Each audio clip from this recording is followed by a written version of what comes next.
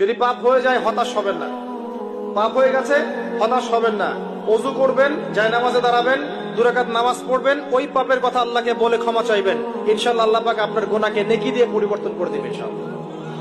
যতবার পাপ হবে ততবার নামাজে দাঁড়াবেন, ততবার ওযু করবেন, ততবার 2 রাকাত নামাজ পড়বেন এবং আল্লাহর কাছে ক্ষমা চাইবেন, ইনশাআল্লাহ আল্লাহ মাফ করে দিবেন। শয়তান আপনাকে হতাশ করতে যাবে, ফ্রাস্ট্রেট করতে যাবে, আরে তুমি অন্যায় করেছো, এত বড় বড় পাপ করেছো, তুমি পর্নোগ্রাফি দেখো, তুমি মেয়ের সাথে জেনা করেছো, তুমি মদ খাও, তুমি এই করো, তুমি কিভাবে আল্লাহর সামনে দাঁড়াবে, কোন মুখ নিয়ে দাঁড়াবে? এগুলো শয়তানের ওয়াসওয়াসা। কার ওয়াসওয়াসা? আল্লাহ পাক ক্ষমা করতে করতে ক্লান্ত হবেন না, আপনি ক্ষমা চাইতে চাইতে ক্লান্ত হয়ে যাবেন ইনশাআল্লাহ। আল্লাহ পাক এমন গফুর রহিম। এক ব্যক্তি 99টা খুন করেছে, কয়টা? 99টা খুন করে এক আলেমের কাছে গিয়ে বলেছে যে আমার কি তওবা হবে? সে বলেছে না, তওবা হবে না। সে বলেছে কি তওবা হবে না। সে আলেম ছিল না, সে আবেদ ছিল। আবেদ মানে ইবাদত করতে বেশি বেশি, খুব বেশি জ্ঞান ছিল না।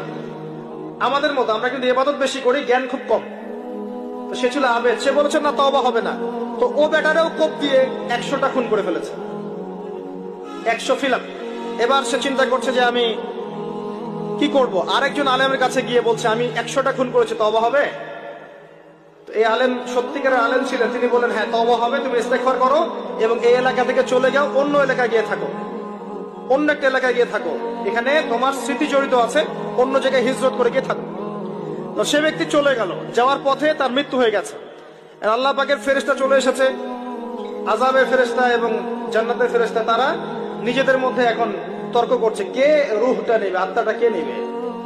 ওই যে রূহ কাকে বলে, সায়েন্সকে জিজ্ঞাসা করেন, সায়েন্সের প্যান্ট খারাপ হয়ে যাবে, রূহ কাকে বলে উত্তর দিতে গিয়ে। এখন আল্লাহ পাক এই বান্দাকে মাফ করতে চাচ্ছেন, তিনি কি করলেন? আল্লাহ পাক কৌশল করলেন। তিনি বললেন জমিনটা মেপে দেখো, ফেরেশতারা তোমরা জমিন মেপে দেখো, সে যেখান থেকে বের হয়েছে সেখানকার দূরত্ব বেশি না যেখানে যাচ্ছিল ওখানকার দূরত্ব বেশি। এবং আল্লাহ পাক জমিনকে আদেশ করলেন এই জমিন তুমি লম্বা হয়ে যাও। জমিন আল্লাহর আদেশ শোনে না? এই পাহাড় আল্লাহর আদেশ শোনে না? শোনে।